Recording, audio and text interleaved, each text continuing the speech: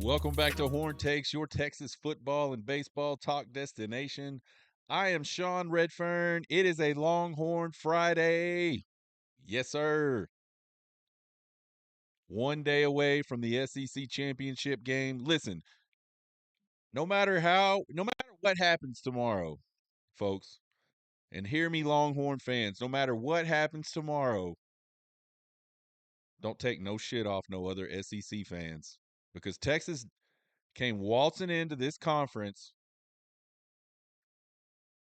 set the best regular season record in the conference, and made it to the SEC championship in year one. And I don't give a shit about the schedule. I don't want to hear any of that crap. I heard for so long just how hard the SEC was from top to bottom, just how good it is from top to bottom.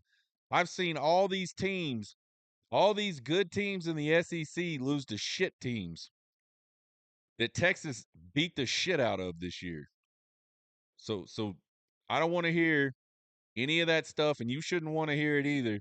Be proud of those Longhorns no matter what happens tomorrow because they did a big thing coming into this conference and doing what they did. And you know what? It eats the SEC fanboys absolutely alive. It, they all feel like Aggies right now. That's how the entire SEC feels seeing Texas. But they're going to turn on their televisions on Saturday, and they're used to seeing Alabama and Georgia and LSU battle it out. Instead, they're going to see Texas and Georgia battle it out. And they don't know how to handle that. Sark with the number one recruiting class in the country yesterday. And they could end up to Justice Terry going to kind of decide it. He's going to either go to Georgia like he's committed, and that's going to put them in number one, or he's going to go somewhere else, and that's going to leave Texas number one. Kind of crazy. One dude's going to end up determining who the number one class is. Doesn't matter. Still really good. It's about stacking talent, folks. Hope you guys are having a great Longhorn Friday so far. Hope the rest of your Longhorn Friday is awesome. We're gonna do Trace Otra games today. I lied to y'all. I said the other day I'm not doing Trace Otra games. I'm gonna pick some conference games, but I'm not doing Trace Otra games. It just didn't feel right, man. It didn't sit well with me. We're gonna do Trace Otra games. And then we'll have our 4 keys and a prediction for the SEC championship game. Check us out on Twitter. Check us out on TikTok, YouTube at Horn Takes. If you just like to listen to podcasts, Apple Podcast, iHeart, Spotify, all the podcast places, go find it.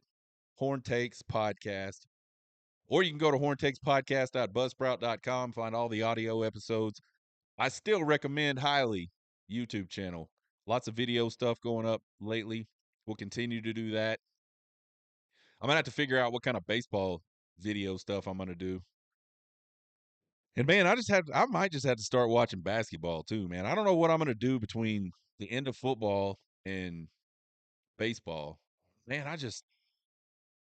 basketball is rough to me. I just and it's not Texas basketball. Don't hear me wrong. I just am not a giant fan of basketball. It's just tough for me to watch. Let's get into these Trace Otra games. Pretty easy to tell which games we're going to be picking. Number 16, Iowa State at number 15, Arizona State in the Big 12 championship game. Arizona State coming into the Big 12. Really strong stretch down the end. Just push to get into this Big 12 championship game. Iowa State, one of the teams that I think some people thought might have a shot. They were doing really well earlier in the season, had a couple hiccups back to back. You know they wish they could get those back. They lost to Texas Tech, and I don't remember who the other one was. I don't think they were very good, though. Doesn't matter. They're in the Big 12 championship game. It's an 11 a.m. kick on ABC at Jerry World in Dallas. Arizona State, a 2-point favorite. Both of these offenses almost identical in total offense. Iowa State leans a little more pass. Arizona State leans a little more run offensively. And then you look at the defenses, both of them are almost identical in total defense. Iowa State, a little better against the pass than they are the run. Arizona State, a little better against the run than they are the pass. Listen, I like teams that can run. I like that Scattaboo dude. I don't even, if your name is Scattaboo, like, there's got to be songs about that guy, right? That dude's name is Scattaboo. I don't even know what kind of name that is, but he is a big dude and he is a rambler.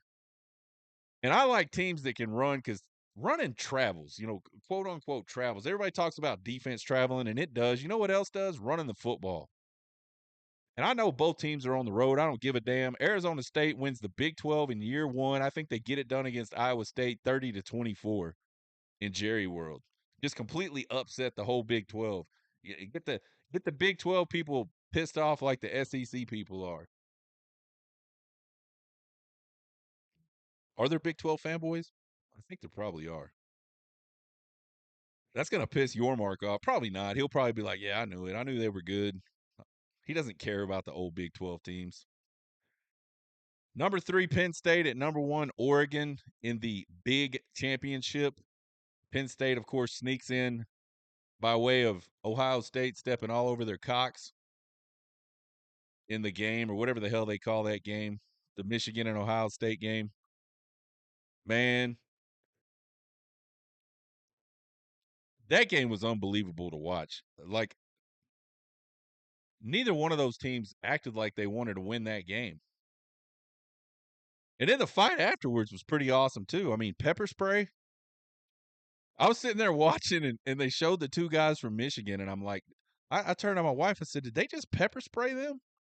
Sure as shit, they pepper sprayed them. Anyway, Penn State's in. This is a 7 p.m. kick on CBS from Lucas Oil Stadium in Indianapolis. Oregon, a 3.5 point favorite. I don't even need to look at the offense and defenses. Can James Franklin beat a top 5 team? Is the only question that matters in this game. He's 1-13 in his career. So the answer is no, he cannot. Oregon is going to bomb Penn State in the big championship 31-20. That's it. That's the analysis. I mean, James Franklin, poor James Franklin, man. Just can't just cannot win big games. Then we go to number 17, Clemson, at number 8, SMU, another new team in a new conference making it to the championship game. 4 for 4 with new teams in the 4 major conferences, making it to conference championship games. That's pretty impressive. You got SMU in the ACC. You got Oregon in the Big. You got Arizona State in the Big 12, and Texas in the SEC. It's a 7 p.m. kick on ABC from Bank of America in Charlotte, North Carolina. SMU is a 2.5 point favorite. This is a pretty evenly matched game statistically as well on both sides of the ball. I think advantage SMU slightly defensively, advantage Clemson slightly offensively. Clemson runs the ball better than SMU. And I really like this SMU team, and I want them to do well. And I've been pulling for them all year. But I think this is going to be one of those games where the moment is just too big for SMU. And they're unfortunately playing a guy that's coaching a team that is coached in a lot of really big moments, as big as they get. I think the great SMU season comes to an end. It's going to fall just a little bit short. I like Clemson to win this one 27-20 over ACC. So there's the Trace Otra game picks for the conference championship games. Let's do our 4 keys and a prediction for the SEC championship game. Look, folks, this is a rematch of the October 19th top 5 matchup between Georgia and Texas down in Austin. Georgia lays it on Texas 30-15. The whole world declares Georgia king of the SEC. Texas is done. They ain't played nobody. They can't win. They can't do nothing.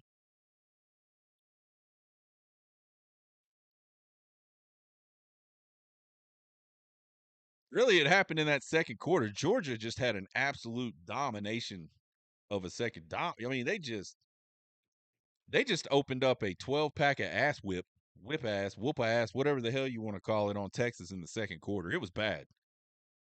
That shit fell apart quickly for the Texas Longhorns. But the defense was really good the entire game. The offense, not so much.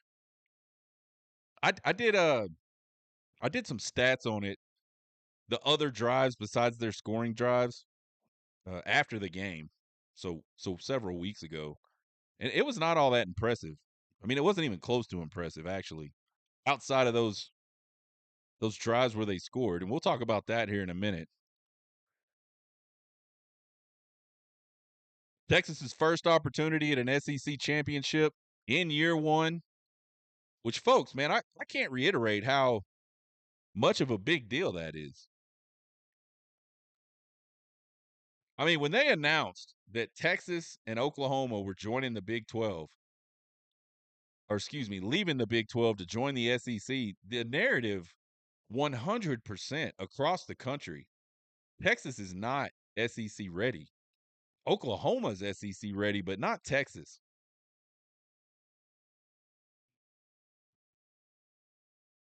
And we're 1 year in, and we flipped that right around on its head. Georgia playing in their fourth straight SEC championship game. So these dogs, no strangers to the SEC championship. And they're looking to win 2 of the last 3. Texas, a slight favorite, 2.5 points. Kickoff for this game set for 3 p.m. Central Time on ABC.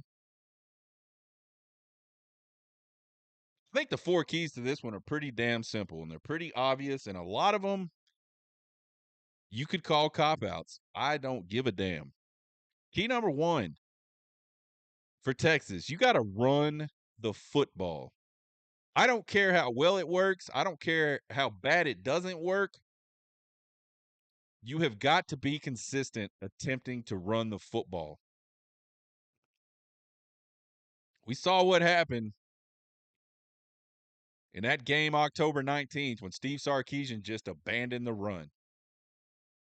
He just took the run out to the country, wrapped in a trash bag, and threw it in a ditch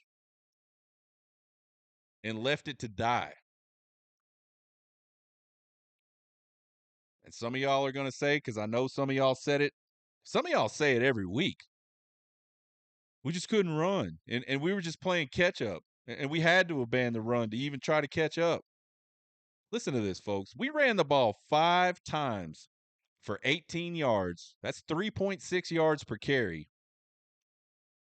in the 3 drives before Georgia scored a single point in this game.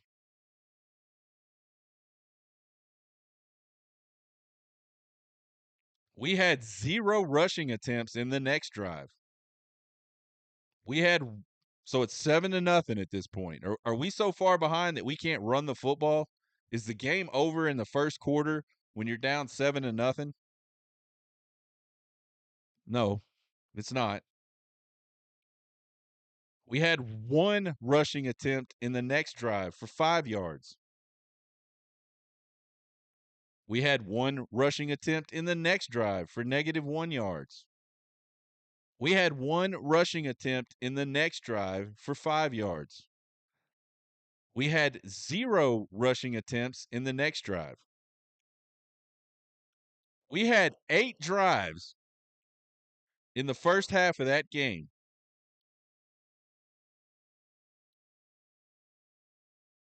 8 rushing attempts. That is criminal. I mean, 23-0 isn't even stop running the ball. But the thing is, it never gets to 23-0 if you just run the ball. On all 8 of those carries, they averaged 3.38 yards per carry with running backs. And I'm talking just running backs. And some of y'all will go look at the stat sheet and you go, "Oh, but Quinn carried it or Arch carried." I don't care about scrambling your ass off because you're getting chased. I'm talking about actual rushing attempts.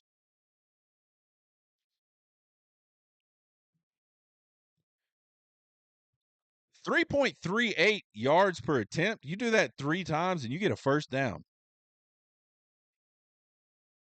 And I know it's not that simple, but y'all get the point I'm trying to make. It's not like we were getting half a yard a carry. It's not like they were just completely shutting down the running game. It wasn't very exciting. But you know what's way more not exciting is watching your offensive line get its dick knocked in the dirt and watching your quarterback throw interceptions, get sacked, get the ball stripped out of his hands because you have decided I'm not going to run the football. And Kirby Smart has decided, okay, if you're not going to run the football, I'm just going to light your ass up. And that is exactly what happened. I would have rather lost this game 10-0 and ran the ball the entire rest of the game than to have the game be put out of reach basically by halftime because you just abandoned something for no reason. At least if it's 10-0, man, you hit a couple big plays, you're in it. 23-0, that is a hill to climb. I mean, they damn near did it.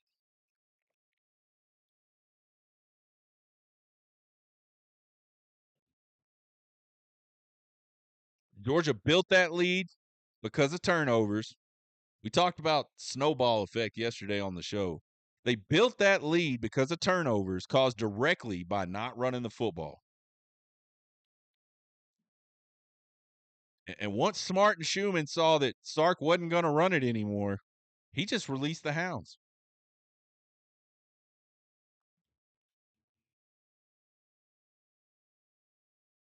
That level of commitment, quote unquote, to running the football will not cut it on Saturday. If Steve Sarkisian thinks something's going to change and he's going to walk into Mercedes-Benz Stadium and try to run the ball 8 times in the first half, and there's going to be a big difference in what happened, nothing's impossible. I just don't think that's I just don't think there's going to be that big of a difference. And if it is, I'll bring my ass on here and I'll be happy because we probably win the game. And I'll also tell y'all I was wrong. Steve Sarkisian is smarter than me, and I'll tell you that anyway. But we've said it before. Sometimes the smartest thing to do is the most obvious thing to do. Texas run the ball for almost 500 yards in the last 2 games. That offensive line is flying high right now. And it's not like they did it against bad teams. Kentucky had a good run defense. A&M had a good run defense.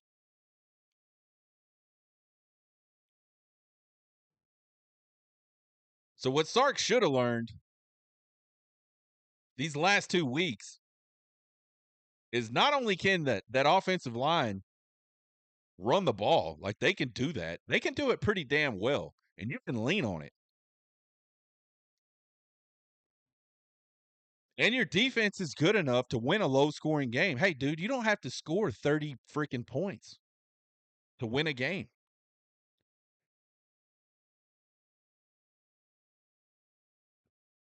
You can go out there and play an old school, late 2000s Alabama against LSU snot bubble slugfest type of game and walk out of there with like a 13-7 win. You could do that because your defense is good enough to do that. You should have also learned that Georgia is going to absolutely stuff you in a locker if your game plan is just pass the ball the whole time.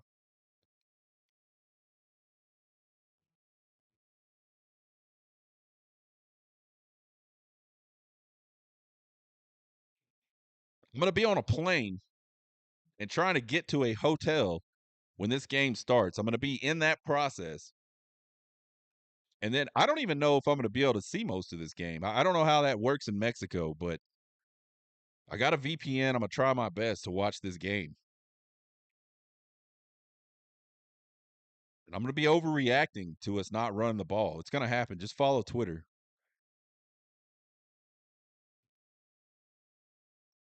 That's how that's how committed I am to Texas needing to be committed to running the football. Let's run the football, man. I think you can do it. I know you can do it. Just do it.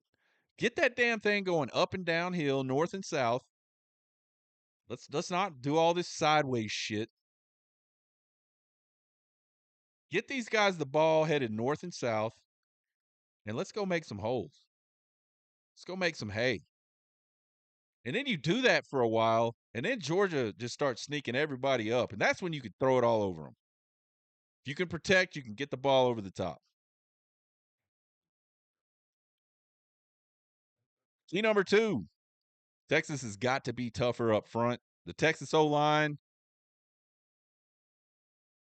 they've been able to create space in the run game. They've been able to protect Quinn Ewers when they pass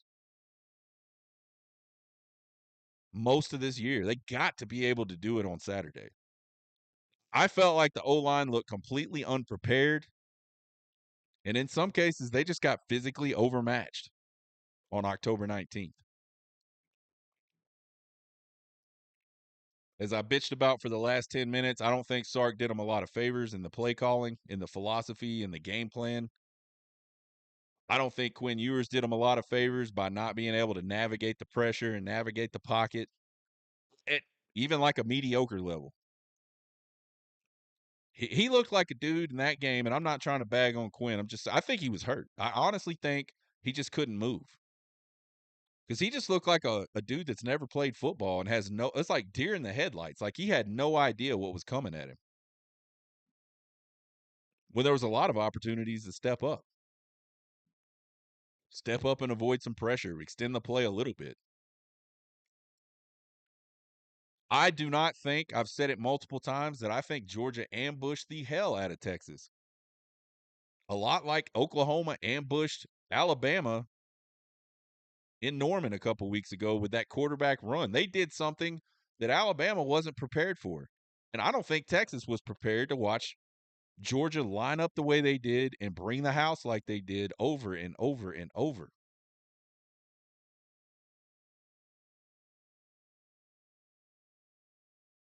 It's not completely not their fault. They lost physical matchups. So they got to be better. That O-line has got to do more of what it did the last 2 weeks on Saturday if Texas wants to win this game. I think the defensive line, they got to get more pressure on Carson Beck. 1 sack, 5 QB hurries in that game against Georgia in October. Georgia had 7 sacks and 8 QB hurries. If you're Texas defensive line, you got to at least keep pace. Let's say Georgia does come in and they're able to pressure Quinn Ewers up. Okay, if you're the defensive line for the Texas Longhorns, you got to keep pace with that. You maybe don't have to be better, but you definitely got to keep pace. And flipping it would be huge. We talked about headed into that Lone Star Showdown last week about it being an attitude game.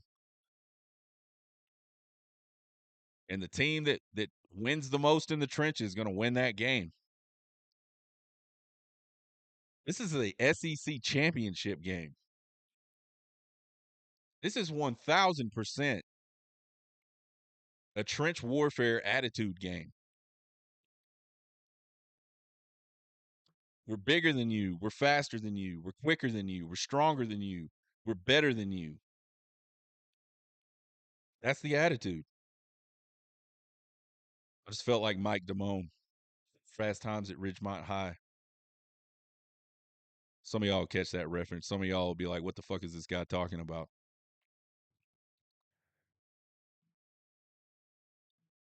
So be better up front. Be tougher up front. Key number 3, protect the football. Texas had 4 turnovers in the October matchup. And they've been bad in the SEC. They've only had 3 games where they didn't have at least 2 turnovers in the SEC. They've turned the ball over in every SEC game this season except for the Arkansas game.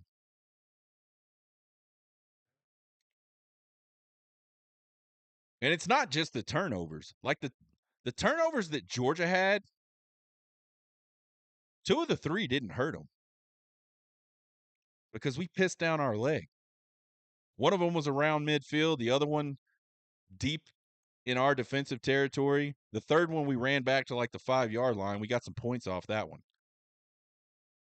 Texas turned the ball over and turned the field position into an absolute nightmare. And that was the critical part of this game, where those turnovers happened. The average starting field position from the last Georgia drive in the first quarter into halftime was the Texas 38. The average starting field position of Georgia's scoring drives during that same time, the Texas 37. They were in field goal range on average the entire second quarter. Georgia only had to cover 89 yards to score 23 points.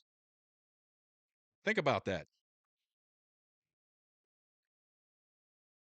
2 weeks ago against Kentucky, Texas goes on a 15-yard, 80 or 15-play, 80-something yard drive where they run the ball every single time, score a touchdown. Georgia just went 4 yards further than that and scored 23 points.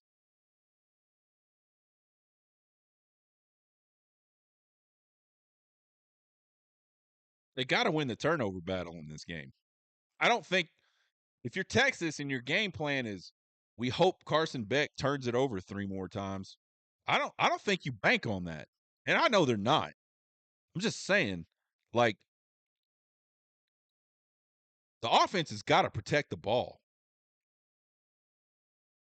I mean, if they could go this game and not turn the ball over, that would be, I mean, almost to me, like if that's worth celebrating, as bad as they've been. Like, I'd still be disappointed if they lost the game, but I'd be like, man, at least we didn't turn it over this game.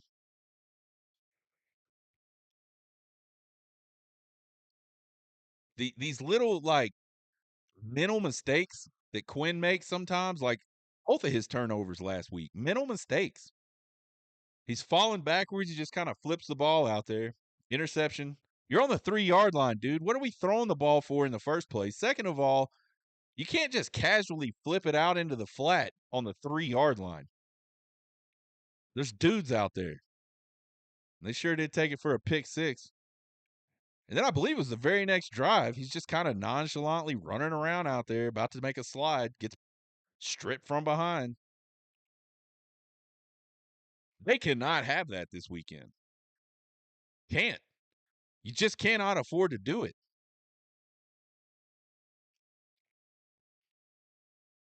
Key number 4, win the money downs. Texas comes into this matchup ranked 28th in the country in third down conversions on offense. They convert it 44.9% of the time. In October, they converted only 13.3% of their third down attempts. Georgia gives up conversions 33% of the time on defense. If Texas can get anywhere in that 40% range, 35 to 40% range, that would be a win. Flip it around on the defense, Texas ranks 6th in the country, allowing only 30.3% conversions on third down. Georgia's averaging 41.6% on third down offensively. They converted 35.2% on third down in October.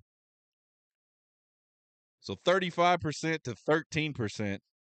Huge deficit, huge difference. I think if you're Texas and you stay in that range defensively, that's a win. I think you're doing fine.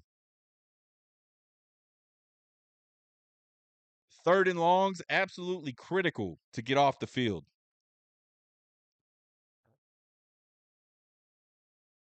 Nothing more frustrating than playing well on first and second down, getting somebody in third and long, and they take it from you. Texas cut the lead to 23-15 in the third quarter of that game in October. Had all the momentum. That place was going freaking crazy, and you could see it. You know how you can, I've talked about this. You can see and feel, touch momentum. It was there. Georgia was like on the cusp of it just slipping away. They're backed up on their own end of the field. It's 3rd and 10. Give up a 25 or 21-yard easy pitch and catch for a first down. And then Georgia goes down the field in a couple more plays and they're in the end zone. Should have got off the field, turns into touchdown. And the game is, at this point, pretty close to being out of reach. I mean, that was like the last knockout punch for Georgia. Can't do it. You cannot do it. You got to get off the field on 3rd down and long. 3rd down and short, that can happen. 3rd down and long, it cannot happen.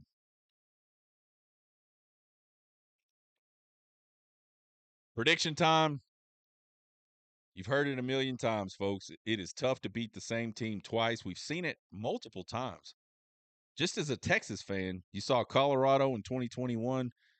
Texas absolutely 2001. Texas absolutely boat raced them at Darrell K. Royal earlier that season. They go to the Big 12 championship game with an opportunity to make it to the national championship, and Colorado stomped their ass. If it were not for a big comeback by Major Applewhite, that game is ugly. Oklahoma in 2018, Texas inexplicably beats Oklahoma in the Red River Shootout. They go on to the Big 12 championship game, and Oklahoma makes it right for themselves. You've seen it in the SEC before with Georgia beating Alabama, and Alabama turning around and beating them in the SEC championship game. So there's like countless examples of how it's tough to beat the same team twice in the same year. To me, that really means nothing with regards to this game. That may be a trend. I don't think it's going to decide this game. There's not some magic wand. This game isn't over right now because Texas and Georgia have already played. We had my man Chris Phillips on the live stream last night.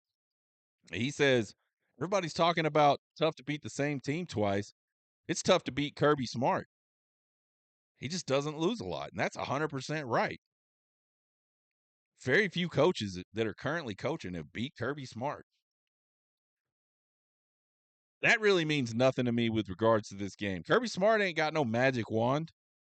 They're not going to walk into the Mercedes-Benz Stadium and beat Texas because of Kirby Smart. It's hard to beat.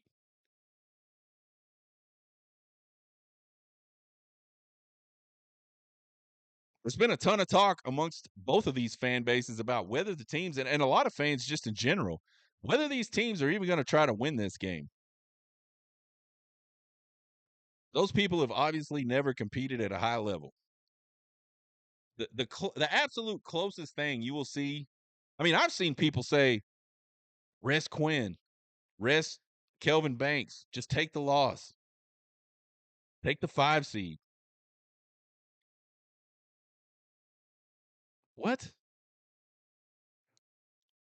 The closest thing you're going to see to either one of these teams throwing this is if one of them is just down by a lot. And then I think you might see the opposing team rest some folks. The team that's down by a lot might rest some people if it's just a shit kicking. I just don't see one of these teams getting behind by a lot. Realistically, I don't think that's going to happen. I didn't think it would happen in the first matchup. It did. But I'd be surprised if we saw those same types of circumstances that led to that. And again, I could be wrong. And if I am, man, I'll bring my pouting ass on here and I'll say it. I think both these staffs bringing their teams into this one with the absolute best game plan they can make, and their teams are going to absolutely be as prepared as they can be. And they're coming in with the intent of being the 2024 SEC champions. Period. I don't buy this, oh, it doesn't matter to Georgia. They've done it before. Bullshit. They're already in the playoffs. It doesn't matter. Man, Stop. You play football games to win football games.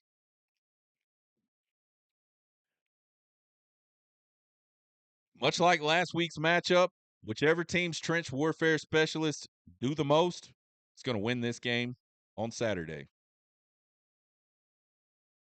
I think the skill guys are a push at best for Georgia and maybe a slight advantage at best for Texas. But both of those groups can get it done if they've got time to get open, time to see the field, time to throw the ball, and they got room to run.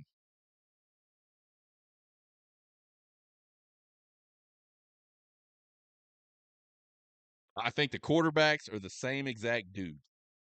I jumped into a SEC Unfiltered live stream a couple weeks ago. Had some time, saw they were on, jumped in, just on the chat. They were talking about Beck, talking about Ewers. I said, man, he's the same. They're the same guy. They can be unreal one moment and then just completely terrible the next. They're the same dude. Maybe whichever one of those guys steps up and it's a little bit consistent, maybe that's the team that wins. But it doesn't matter if you can't block up front. If you can't protect them and you can't take some pressure off of them by running the football, none of that crap matters. You could be the best quarterback in the world. You won't win. I think the Texas defensive line is going to get more pressure on Beck in this matchup. And I think the Texas offensive line is absolutely embarrassed about what happened to them on October 19th. I think they got some added confidence over these last couple weeks in the run game. I think because of that, this is a very dangerous Texas offensive line. And I think both of those groups are going to come in and reestablish themselves as the cream of the crop in the SEC. I like Texas to win the SEC in year one in a real close one. I got Texas 27, Georgia 24. So that's our last 4 keys and a prediction for the regular season. I guess you call this the regular season. It's championship weekend, but we ain't in the playoffs yet. Be back Sunday, maybe, I hope. Like I said, we're headed to Mexico Saturday morning. I'm going to try to keep going with the content. It just really depends on the internet and things like that. How much tequila I drink and things like that. Find us on Twitter, TikTok, and YouTube at Horn Takes. Give us a subscribe. Give us a follow. Won't cost you guys a thing, but we sure do appreciate the support. You can email me at horntakespodcast@gmail.com with all your questions, comments, concerns, and criticisms. All you guys that are out there in Atlanta, have a blast. I wish I could be there. You guys be safe. You guys be respectful. Quit throwing shit on fans and getting in fights and all that crazy shit. Just go have a good time. Let's go beat those dogs tomorrow. Y'all get hooked.